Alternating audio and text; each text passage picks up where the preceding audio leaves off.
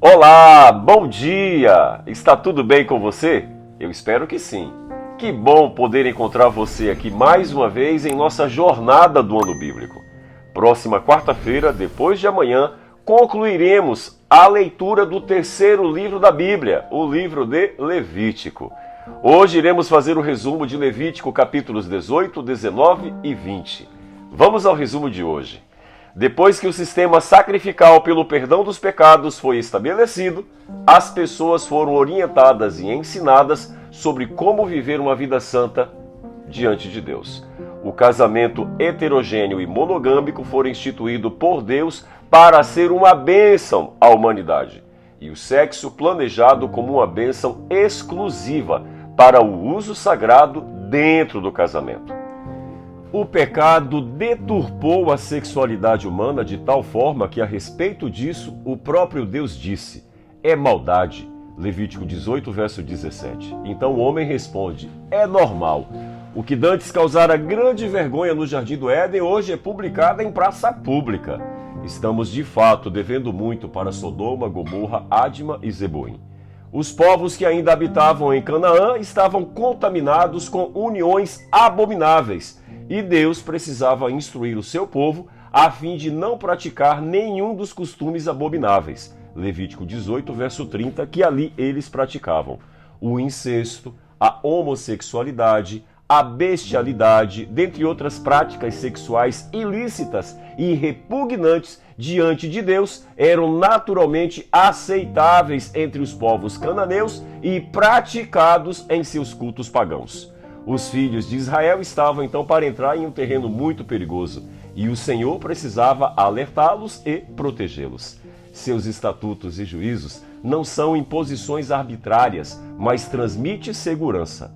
Cumprindo-os, o homem viverá por eles. Levítico 18, verso 5. Ao que o Senhor chamou de abominável sobre a recorrente lembrança: eu sou o Senhor. Levítico 18, verso 6. Não consideremos aceitável, então, as coisas abomináveis. Não é normal, é abominável. Levítico 18, verso 22. Não é natural, é confusão. Levítico 18, verso 23. A repetida declaração de Deus como o Senhor declara sua autoridade em legislar sobre a sexualidade humana. Na providência de Deus, instruções foram estabelecidas e leis foram instituídas a fim de que o povo permanecesse então separados dos demais povos da terra. O atributo divino que mais se destaca em toda a Bíblia foi requerido daqueles que representam a Deus aqui na terra. Santo sereis, porque eu, o Senhor vosso Deus, sou santo. Levítico 19, verso 2. A santidade coloca em ordem as prioridades estabelecidas por Deus e rejeita as estabelecidas pelo ser humano.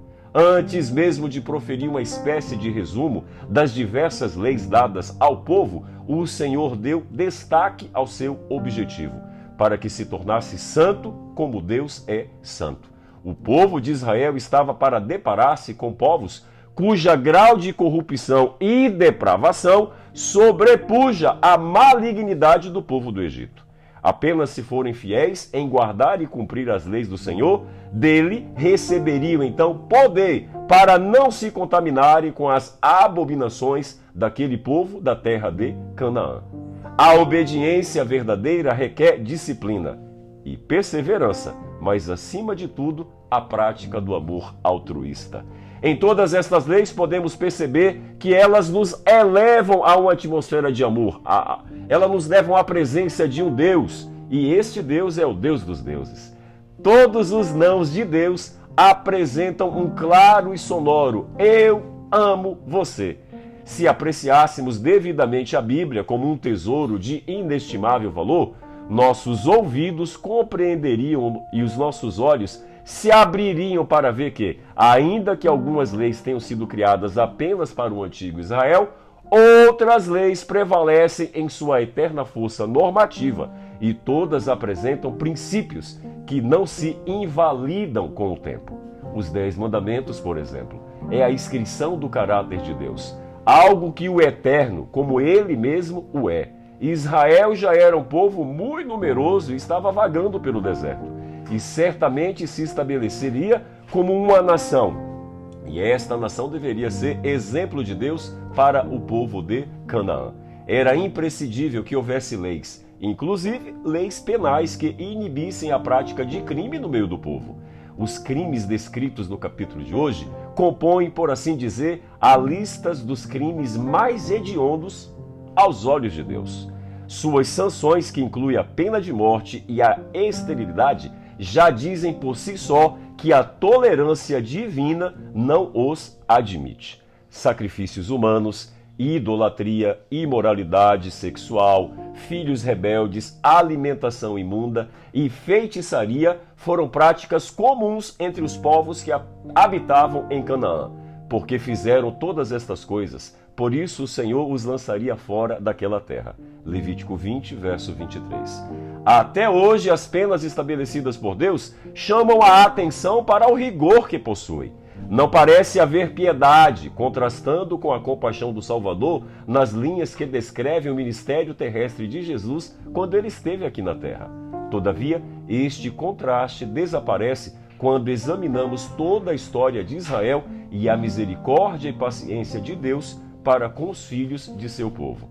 De todos os reis de Judá, por exemplo, creio que Manassés foi o pior deles. Durante os crimes citados no capítulo de hoje, pelo menos 90% deles Manassés praticou e ainda cometeu outros. Mas quando preso por um gancho e cadeias, Manassés se humilhou diante de Deus e orou insistentemente. E o resultado desta oração, o Senhor lhe perdoou.